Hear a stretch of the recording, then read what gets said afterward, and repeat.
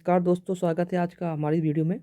आज हम डिस्कस करने जा रहे हैं विटामिन्स के ऊपर, जो बहुत इंपॉर्टेंट है और एग्जाम में हमेशा एक क्वेश्चन इनमें से पूछा ही जाता है। विटामिन्स, इनका सोर्स या इनका रासायनिक नाम या इनकी कमी से होने वाली बीमारियां। ठीक है, तो या तो इनका पूछेंगे आपसे रासायनिक नाम, ठीक है, 1 नंबर क्वेश्चन ऐसे बनेगा इनका, या पूछेंगे इनका स्रोत कौन सा है, क्या स्रोत है, कहाँ कहाँ मिलेंगे, किसमें, या फिर इनसे किस प्रकार की हमें क्या होगी, बीमारी हो जाएगी।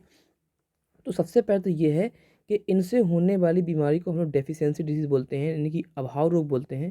ये किसी विशेष विटामिन की कमी से हो सकते हैं। ठीक है, एक चीज़ है। उसके पहले यह स्लाइड में डिस्कस करेंगे हम लोग इनके स्रोत वगैरह के बारे में। तो चलिए सबसे पहले इनके नाम के बारे में जान लेते हैं। उससे भी पहले जो खास चीज़ हमें जान लेनी है वो ये है कि इनके वर्ग। तो विटामिन को हमें 2 वर्गों में डिवाइडेड किया है। ठीक है, पहला जो है आपका है वो है वसा में घुलनशील, और एक है आपका जल में घुलनशील। घुलनशील का मतलब है जो घुल जाते हैं। ठीक है, तो वसा में और जल में। तो अगर हम बात करें वसा में घुलनशील कौन कौन से हमारे, ये बहुत इंपॉर्टेंट है, याद रखना इसको, क्योंकि ये एग्जाम में कई बार आया हुआ है। जो वसा में घुलनशील है वो हमारे एडेक, ADE और के, एडेक्स याद रखते हैं।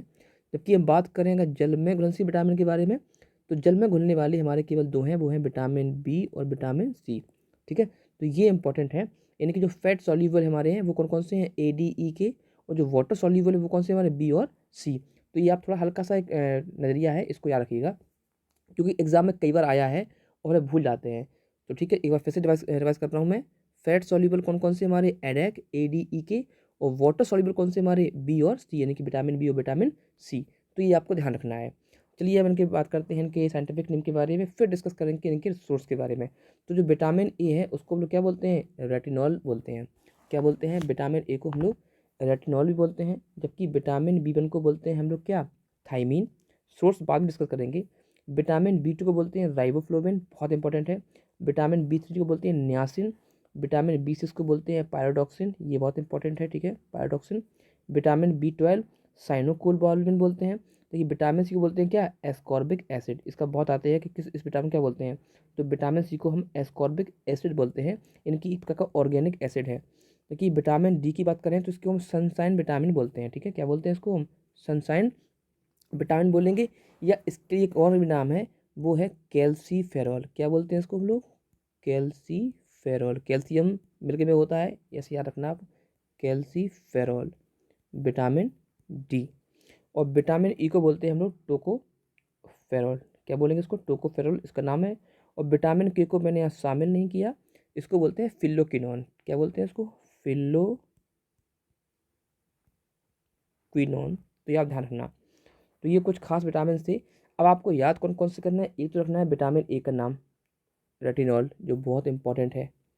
ठीक, उसके बाद जो आपको याद रखना है विटामिन B6 का पायरोडॉक्सिन, जो इंपॉर्टेंट है। और फिर विटामिन ई का नाम टोकोफेरॉल, जो बहुत इंपॉर्टेंट है। और एस्कॉर्बिक एसिड तो आपको याद होगा ही होगा। तो ये नहीं क्या थे, साइंटिफिक नेम थे। चलिए आप डिस्कस करते हैं इनके सोर्स के बारे में। कभी कभी इनका सोर्स पूछ लिया जाता है। तो इस तरीके से आप देखो, इस फिगर में आप देख पा रहे होंगे विटामिन ए के सोर्स मैंने यहाँ पे इंक्लूड किए हैं, यहाँ विटामिन सी के इंक्लूड किए हैं, और यहाँ विटामिन मैंने डी के जो सोर्स हैं इनको इंक्लूड किया हुआ है। तो वैसे तो ओवरऑल कई विटामिन जो है कई एक साथ अलग अलग सब्जियों में देखने को मिलते हैं, या आप ऐसे बोल सकते हैं कि एक ही फल या सब्जी में आपको अलग अलग विटामिन देखने को मिलेंगे। जैसे कि आपने कॉमनली यहाँ पर देख रखा होगा, जैसे यहाँ पर आपका विटामिन ए एग, यहाँ पर भी है, विटामिन डी भी एग से हमें प्राप्त हो रहा है। जबकि यहाँ हमने फिश को भी रखा है, ये भी फिश है। तो ये कुछ कॉमन सी हमें देखने को यहाँ पर चीज़ें मिल रही हैं। लेकिन फिर भी हम देख लेते हैं कि विटामिन जो ए है वो हमें कहाँ से मिल सकता है, तो फिश से मिल सकता है। फिश जो लिवर ऑयल एक्चुअल में एक है, कॉमन नहीं है। फिश लिवर ऑयल से मिलेगा, मिल्क से मिलेगा। ठीक है, कैरेट यानी कि गाजर में देखने को मिल जाता है।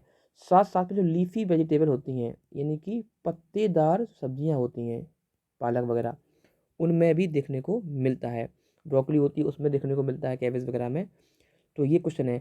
और जो फिश लिवर ऑयल है उसमें cod liver oil most important है, ये ध्यान रखना आप। ठीक है, कॉड लिवर ऑयल।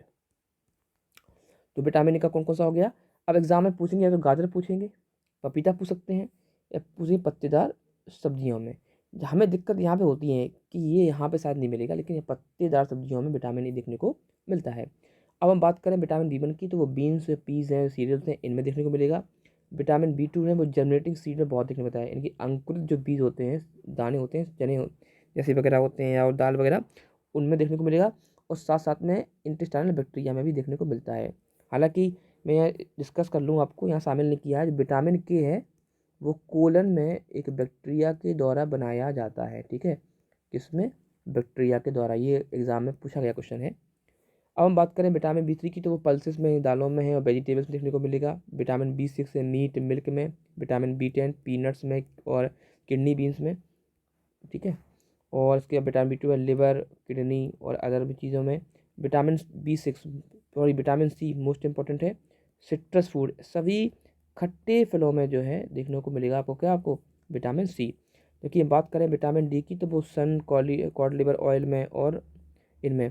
हालांकि यहाँ पे जो बात है सन के बारे में, जो होता क्या है, अर्गेस्ट्रॉल नाम का जो वो होता है हमारा बट वो धीमे धीमे करके किसमें? विटामिन D में चेंज हो जाता है। और विटामिन E जो है वो कॉटन सीड ऑयल है, कॉर्न ऑयल है, व्हीट जर्म ऑयल है, इन सब में देखने को मिलता है। और आपने जो ज्वारे सुने हैं, जवारे गेहूं के, उसमें सबसे अधिक विटामिन E देखने को मिलता है, गेहूं के ज्वार में। तो ये आप ध्यान रखना हमेशा कि अगर जब गेहूं हो जाता है जर्मिनेट, उसमें से ज्वार निकल आते हैं थोड़े बड़े बड़े, तो उसमें जो है विटामिन E बहुत देखने को मिलता है। हालांकि ज़्यादा पूछते नहीं हैं, सबसे अधिक सोर्स पूछेंगे, आपको पूछेंगे तो पूछेंगे विटामिन A का, या विटामिन C का, या विटामिन D का। ये केवल 3 बहुत पूछते हैं जो आपको कॉमनली क्या करने हैं? याद कर लेने हैं। चलिए अब इनसे होने वाली डिजीज़ के बारे में हम डिस्कस करेंगे भाई। इनकी डेफिशिएंसी से, इनकी इनकी कमी से क्या हो सकता है। ठीक है, डेफिशिएंसी से क्या होगा? विटामिन की कमी अगर बॉडी के अंदर होगी तो किस प्रकार की बीमारी होगी। तो यहाँ पर देखिए कुछ फिगर मैंने लगा रखे हैं आपको समझाने के लिए, जो इंपॉर्टेंट है, यहाँ से आपको आसानी हो जाएगी समझने में।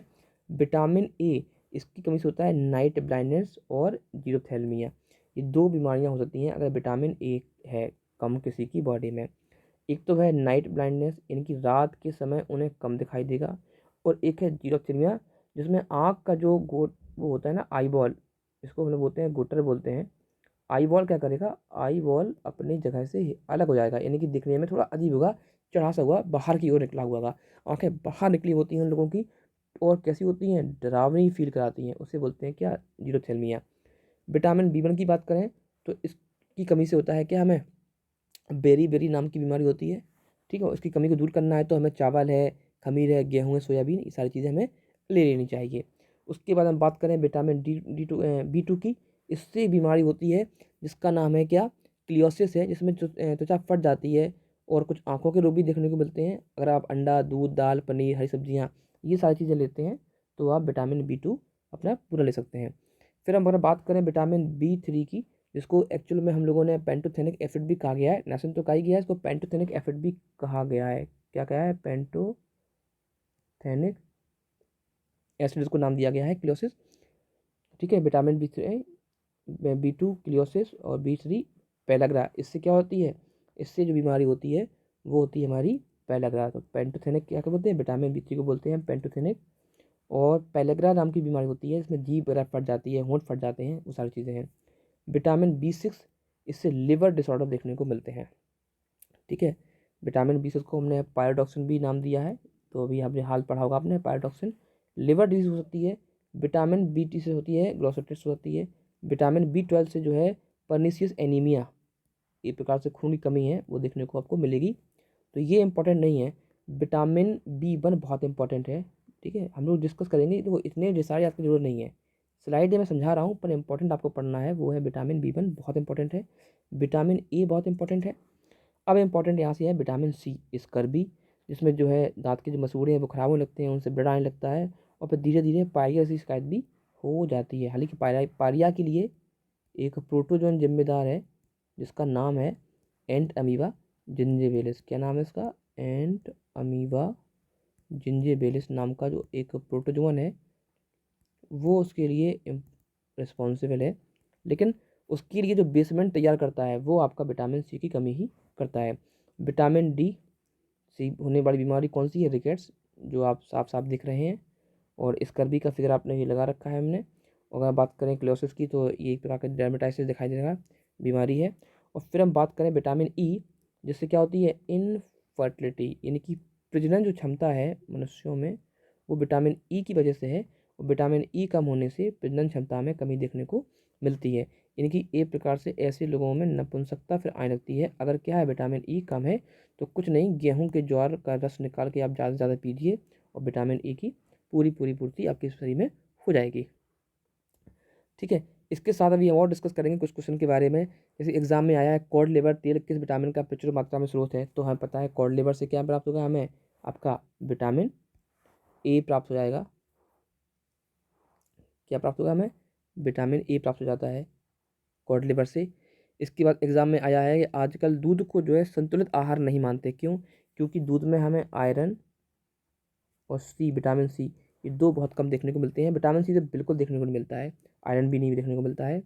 ठीक है, ये है तो बहुत इंपॉर्टेंट है। उसके बाद है मानव शरीर में विटामिन ए का निर्माण कहाँ पे होता है, तो कोलन में जो है बैक्टीरिया करता है।